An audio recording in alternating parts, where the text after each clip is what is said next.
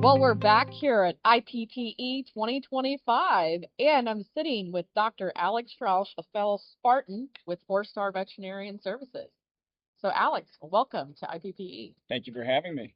Yeah, what brings you down to IPPE? I mean, talk to us about your history here and why you come to IPPE. IPPE for me is the Super Bowl of conferences. We make it an absolute #1 priority to be down here every year, at least me or me plus another one of my veterinarians.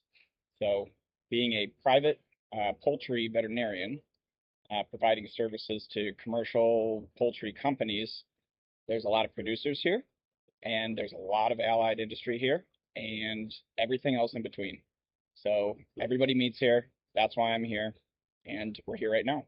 Sorry, when was your first IPPE? Oh, 3 years ago. 3 years ago. Only 3 years. Yes, I've been practicing for 8 years, but I've been in independent private practice for the last 3. So Okay. that's when I started coming on my own volition. Awesome.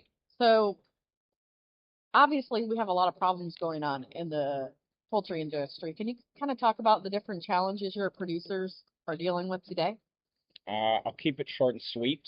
I'd say that specifically in the laying hen industry, over the last year and a half, there's been a significant amount of mitigation measures taken against infectious coryza, which is Avibacterium paragallinarum. It's a bacteria, and it is a forever bacteria.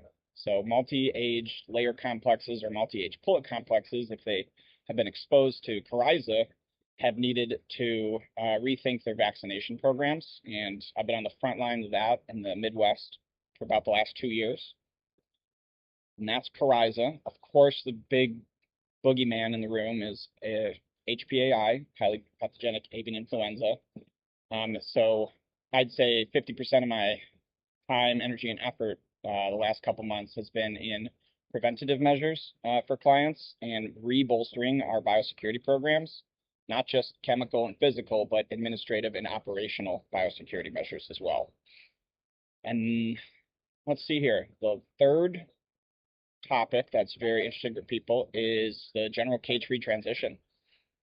So I've cut my teeth in specialty egg production and cage-free laying hen management.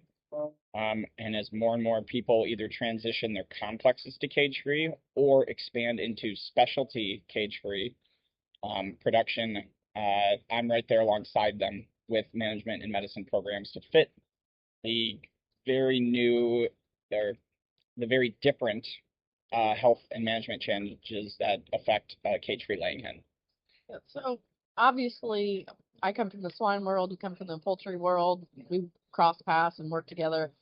What are some of the things you're doing on a biosecurity standpoint from the operations that's changing compared to what we see every day? Right. In the past, we've always had pretty stringent biosecurity protocols when it comes to employees and visitors. And what we've had to add to these exclusionary biosecurity protocols is not just no poultry contact, no swine contact, but we've actually added cattle exclusionary clauses into our employee biosecurity contracts. And that also goes for visitors too. HPAI decided to jump over into the H5, decided to jump over into dairy cattle, obviously within the last year, and that has completely changed the dynamics of transmission and risk. So that's one example of an operational measure that we've adapted to recently. Man, there goes my hobby farm. Someday. Cost of business. Right? Yeah, exactly. I'll stick with the cats.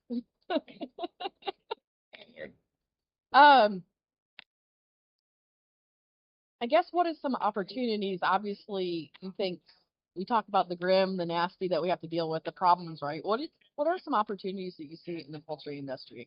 The one that I'm most excited about and most passionate about is laying hen companies getting on a digital real-time flock management platform where they can analyze their flock performance data and their metrics either remotely, digital, and as close to real-time as possible.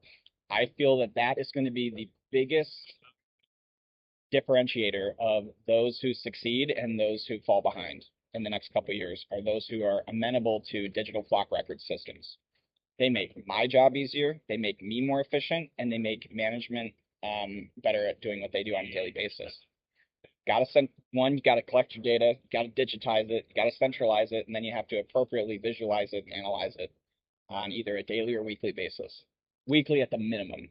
So we're on the same page here, wavelength. We're big data nerds. Yeah. Data nerds. Well, we can be nerds and like animals. Yes. But, well, I appreciate your time here at IPPE, and we look forward to visiting again in the future. Thank you. Thank you for having me.